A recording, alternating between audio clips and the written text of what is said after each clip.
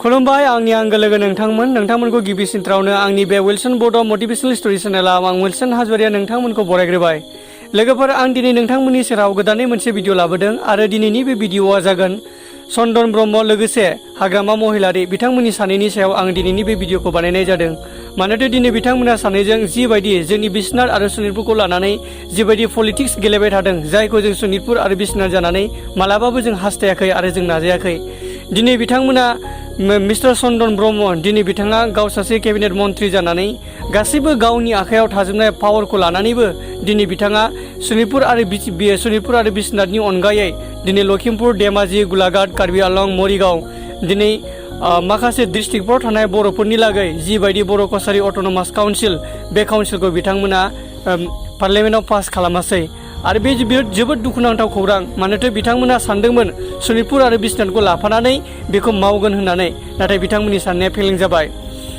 मानोना बिथांमोना जुदि सनितपुर आरो बिश्वनाथखौ बे अट'नमास काउन्सिलाव होफानो हायोब्ला चन्दन ब्रह्मआ बिखेखै चन्दन ब्रह्मनि गोबांथार प्रफिट दंमोन, जाय प्रफिटखौ लानानै जाय पलिटिक्सखौ लानानै बिथाङा नाजाथाबदोंमोन, नाथाय बिथांनि बे नाजानाया फेलें जाबाय।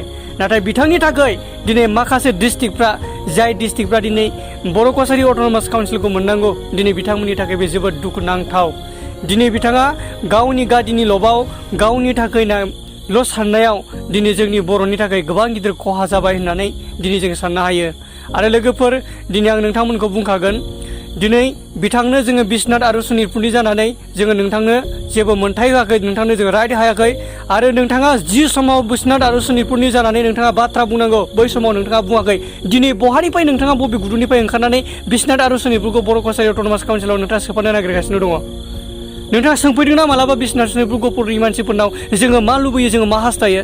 नाथाय नोंथाङा मालाबाबो सोंफैया। मानोना नोंथाङा अनलि फर जेब्ला पलिटिक्सनि जेब्ला इलेक्सननि टाइम जायो अब्ला नोंथाङा गोदै बाथ्रा बुंनानै हाफोरखौ सुख्लानानै न्यायदि होगोन होननानै बुंफ्लानानै नोंथाङा थाङो। नाथाय बेनो बे जायनि थाखाय नोंथांखौ बयबो हब' मन्त्रि होननानै मिथियो। लोगोफोर बिथाङा दिनै गावनो गाव पलिटिक्सआव सुइसाइड खालामनो थांगासिनो दङ, मिथिगौ ना? आरो बे सानसे समाव जाहैगोन। बिथाङा सानदों जानांगौ जोंनि बिश्वनाथ सनितपुरनि मानसिखौ गावजों फिजानाय सैमा फाग्ला बुद्धिराममोन बायदि, नाथाय जोङो नोंथांजों फिजानाय सैमा फाग्ला बुद्धिराम बायदि नङा, मिथिबाय?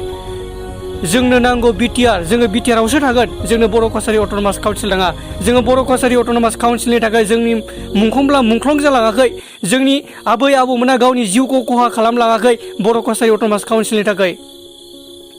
बिनिखायनो दिनै आरो बेजों लोगोसे जोंनि बे बर' कसारि अट'नमास काउन्सिलनि थाखाय एबा बेजों लोब्बा लाखिनानै दिनै जोंनि बिश्वनाथ आरो सनितपुरनि जाय बिथांमोना बेयावहाय नेरानिफ्राय नाजाथाबदों बिथांमोनखौबो बुंखागोन, नोंथांमोनहा जुदि बिदि खालामबाय थायोब्ला नोंथांमोनखौ बिश्वनाथ आरो सनितपुरनिफ्राय बयकट खालामनाय जागोन।